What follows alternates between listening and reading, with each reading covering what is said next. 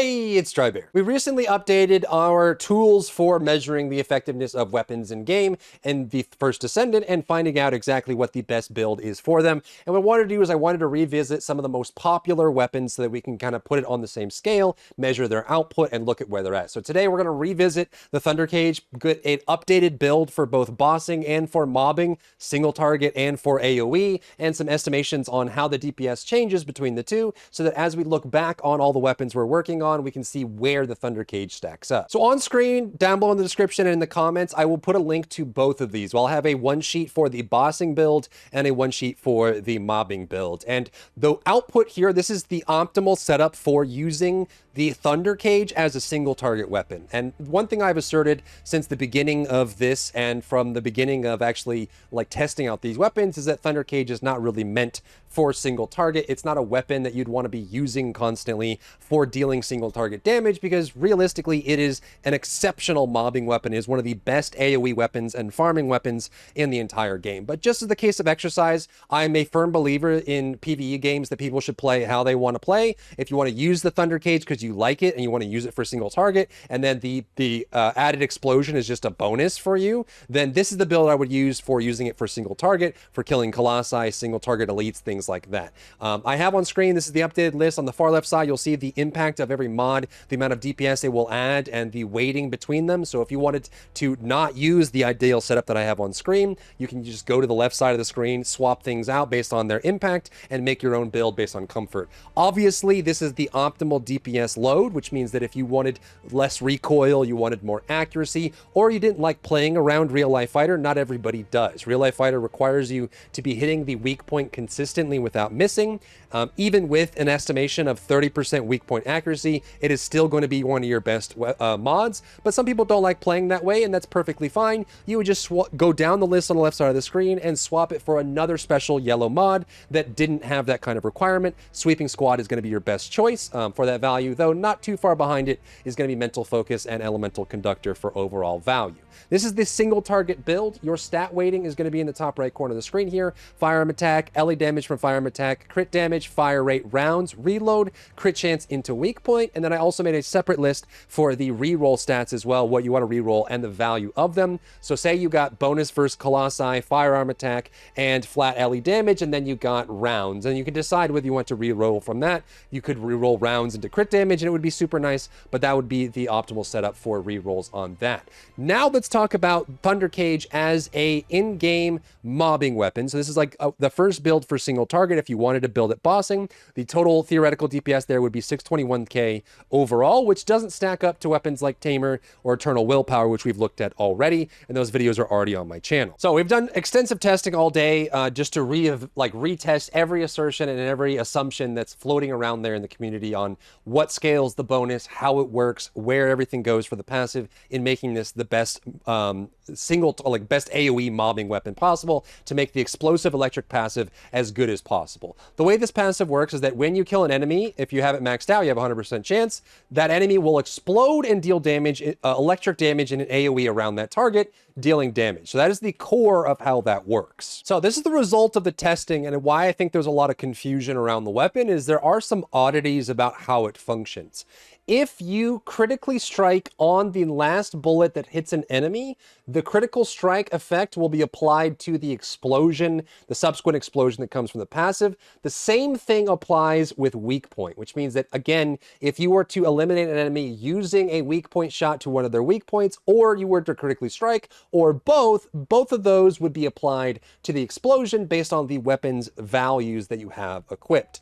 However, there are still elemental proc effects that trigger, and at first it seems like these are triggering with the explosion and scaling with the explosion, but they're not. They're just triggering one extra time each time you explode, so the game's almost treating the explosion as if it were another bullet in the case of on-hit elemental effects. Now, what I mean by this is you can actually add any of the enhancement bonuses, any element. It doesn't matter. It doesn't matter if it's electric. It doesn't matter if it's fire. It doesn't matter what it is. If you add a bonus elemental element to the weapon and you get the last hit with that, that elemental bonus will trigger a second time during the explosion, but it won't be scaled by the explosion. So you can actually run fire enhancement, you can run electric enhancement, you can run chill enhancement. All of those will trigger an additional time and do their normal damage based on your firearm attack during the explosion, but applied to all targets, which means it's not the best scaler for the weapon, but the elemental enhancement effects actually do work. And by the way, even we tested a whole bunch of gun barrels as well. The gun barrels, so like electric gun barrel, any electric attack doesn't apply to the passive explosion. It won't make the explosion any better. It won't make it any stronger. But they do apply to the elemental procs that trigger a second time when the explosion happens. So if you wanted to, if you really wanted to, you could run like electric enhancement, electric gun barrel. You could run chill enhancement, chill gun barrel. Those will just trigger an additional time as if you shot the enemy on the explosion as well. It's super bizarre. I don't know if it's a bug or a feature, but you will get an additional trigger from your elemental proc effects that's unscaled by the explosion when the explosion happens, and that damage is applied to all enemies in the area. So when it comes to mobbing on the Thundercage, this is my recommendation for the build. I would still include the elemental enhancement versus weakness, or even just elemental enhancement in general, because you're going to get an extra proc, an extra trigger of that on-hit effect on all the enemies. Even though it's not going to be scaled by the explosion and the effect of the explosion, you'll still get it, and it is going to be something that scales with the number of enemies that you hit. Real Life Fighter is still going to be your best bet, and Sweeping Squad is still a better option there, but as soon as you start going into pure mobbing, which means you're focusing on dealing damage to as many enemies as possible, your critical damage and your critical strike and your weak point all come up in value significantly for the weight priority there because of that difference, because you're focusing on the AoE. So in a situation where you are hitting 3 enemies. So if you are going to hit 3 enemies with every explosion that you get, the theoretical DPS for this jumps up to 950. So it's like a 50% increase in your overall DPS if you're fighting waves of enemies and you're hitting 3 at a time. It drops down to 7 something if you only do 1 extra enemy, and of course the explosion does no damage if you only hit 1 target.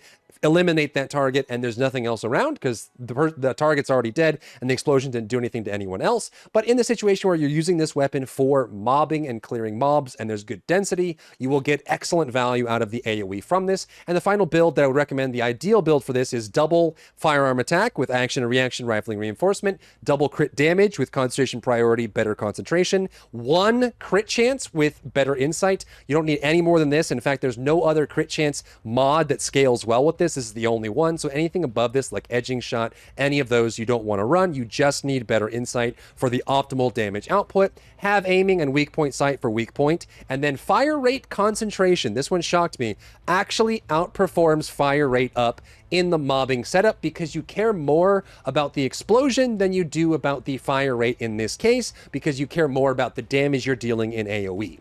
Real Life Fighter, again, still going to be a best bet, and surprisingly, the blue elemental enhancement mods that we can't seem to get away from show up again here and are still going to be your best bet for that build overall. Again, I've included the weightings for the mods on the left side of the screen if you wanted to swap some out, if you wanted to reduce recoil, if you wanted to increase accuracy, you wanted to make something feel better for you, you can certainly use this. The stat priority jumps to firearm attack, elemental damage from firearm attack, which is just these elemental enhancement mods, fire rate, weak point, crit damage, rounds, reload, crit chance, and elemental attack % being the last one there. And if you're going to reload or re-roll stats, it would be bonus first attack, firearm attack, crit damage this time, flat elemental damage, crit chance is much higher, weak point, and then rounds final. Now, if you ask me on what the best is, I would not run this weapon as a single target mobbing weapon. Most weapons in the game are going to be close to this weapon as a single target weapon, or not far off from it, even if they're like, some of the purples are actually pretty close to this weapon when it comes to single target. So I feel like you could build another weapon, like if you wanted to go for one of the sniper rifles, like an Afterglow, or you wanted to build something for single target DPS, and you then have your Thundercage built as a mobbing weapon, I think that's ideal. I think that's the way to go. So if you're looking for a great weapon to set up, this is the way I would set up Thundercage. And then from that standpoint, now we've kind of converted all of our tools over to be able to calculate for AoE effects. So Kingsguard Lance or Greg's Rifle, we want to look at those soon and be able to see what their mobbing potential is relative to Thundercage under this same kind of paradigm. paradigm and the same kind of methodology so we can see where the weapons stack up. But I wanted to revisit this so we can get a stat number on the DPS for single target and for AoE that's reliable so that we can compare them to the other weapons, and also just to make sure that we had everything up to date before we move on to everything else in the game. But that's what I got for Thundercage, and we'll leave this one behind and be done with it because I'm sick of it.